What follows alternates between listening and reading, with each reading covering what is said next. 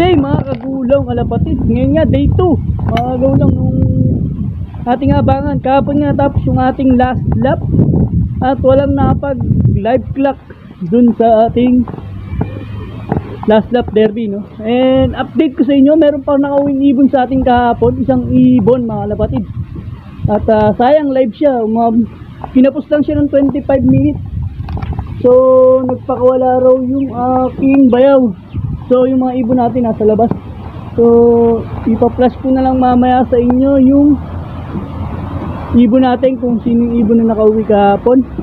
And sabi niya may nakabalik pang blue bar ngayon, pero tingin ko mali siya. Titignan natin, pero tingin ko wala talaga rito yung blue bar.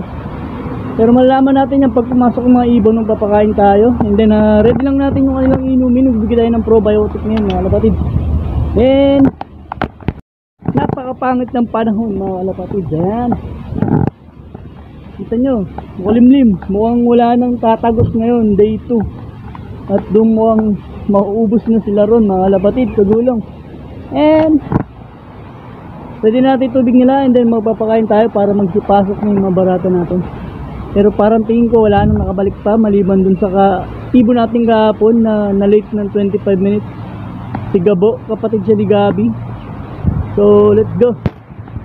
Napagpakain na tayo, naglagay na tayo ng patuka, nagpapasukan na yung mga barata birds natin. Kaso meron pa rong 4 sa taas.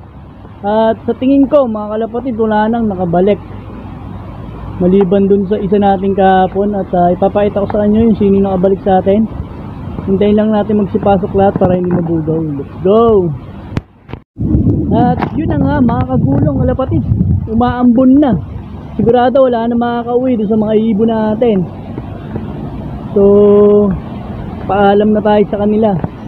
Kuntong naisma sila kahapon, tapos ngayon umulan palalo, yari na mga kalapatid. Wala nang bumabalik, wala nang makakabalik sa atin. At wala na nga nakabalik mga kalapatid. So kawawa naman yung mga itlog nila rito, saka yung mangingitlog pa lang, yung mga pares nila, yun, itlog ni Serga saka yung grizzle natin. At eto nga yung nakabalik lang sa atin kahapon, makabalik yan, young bird. Live sana to, first and second lap, clock to. Nalit siya ng 25 minutes, tubos yung katawan niya, pahit na pahit pag uwi. Pero malaking ibon to mga lapatid. And napakagandang ibon ito, napakalaki. Pag uwi, ubos yung katawan, gawin mo naman. Kung 7 o'clock na release ng umaga, nakauwi siya, alas 3 na mga lapatid. Kumakain na nga ako, siyang katok natin 220. Pagka 220 bumaba na tayo, kumakain ako. Pagkakat ng bayaw ko, tinawag niya ako, meron daw bumalik ng kay speaker. So siya nga yun mga lapatid. And sana may makauwi pa. Ang taning natin sa mga ibon natin tuwing may derby na ganito, 3 araw lang para makabalik sila.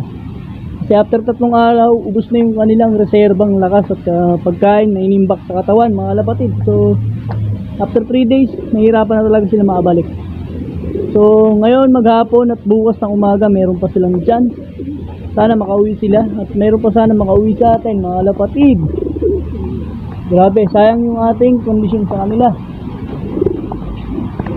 So maglalabas ng resulta ang ating club kung may makukuha tayo, kasi third lap 0 o'clock lahat cut off. So magba-base na lang doon sa first and second lap. So i-update ko kayo next video kung meron tayong makukuha, kung makakurot tayo mga lapatid. And wala pang ang update ng ating club. So sa awarding, pag nag-release sila, so mag-video tayo. And isa lang yung nagtagumpay sa mga barata birds natin. Ayan, si Gabo, kapatid to ni Gabi. Ayan, yung siyang Gabi Kupman. Diba? Buwan naka-recover na siya kahapon eh. So nagbigay tayo ng patuka, light lang, para madali siya matunawan. So binibigyan ko naman siya ng ideal pills para madali siya matunawan mga lapatids.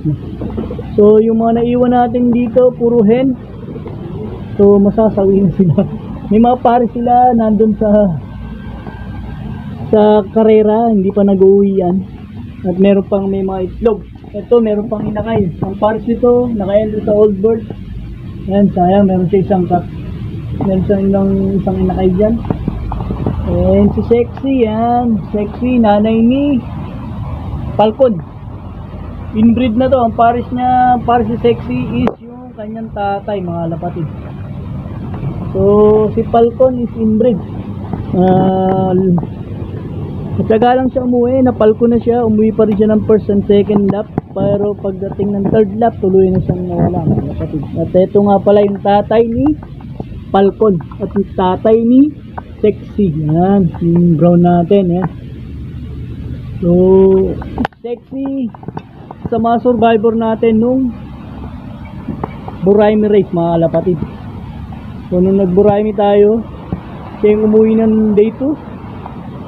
At nung day 3, napagpauwi pa tayo ni isa. Ayun si 173. So, half sibling to ni Naruto at Boruto. Yan. Siya sa isang hen, maliit na hen lang siya, mga kapatid, pero inuwihan niya tayo mula Buraimi. At isa sa rin sa Sexy, day 2 siya. Ito si 173, day 3. So, update ko na lang kayo, mga kapatid, sa next video natin kung meron tayong makukuha sa katatapos lang na derby natin, mga kapatid. Sana may makauwi pa tayong ibon.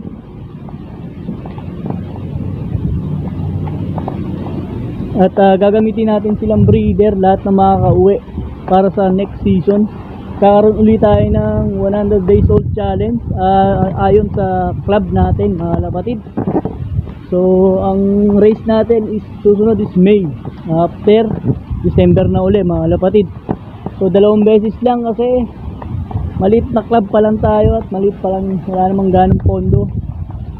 Sana dumami yung mga member natin at mas dumami pa yung player. Mas masarap, mas marami. And sabi nila mas malayo yung karera sa susunod. So abangan natin yun, mga kalapatid. So hanggang dito na lang yung video ko, mga kalapatid. Maraming salamat sa panonood. Huwag nyo kalimutan i-like, share, and subscribe ang ating YouTube channel, Alan of TV. Bye!